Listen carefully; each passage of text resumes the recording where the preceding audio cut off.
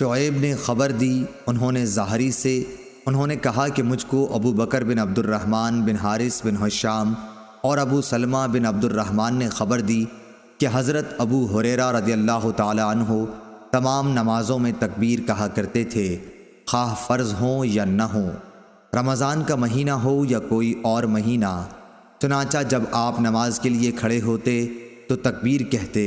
رکوع میں جاتے تو تکبیر کہتے، پھر سمع اللہ لمن حمدہ کہتے، اور اس کے بعد ربنا ولک الحمد سجدے سے پہلے۔ پھر جب سجدے کے لیے جھکتے تو اللہ اکبر کہتے، پھر سجدے سے سر اٹھاتے تو اللہ اکبر کہتے، پھر دوسرا سجدہ کرتے وقت اللہ اکبر کہتے، اسی طرح سجدے سے سر اٹھاتے تو اللہ اکبر کہتے۔ وہ رکعات کے بعد قاعدہ اولیٰ کرنے کے بعد جب کھڑے ہوتے تب بھی تکبیر کہتے، اور آپ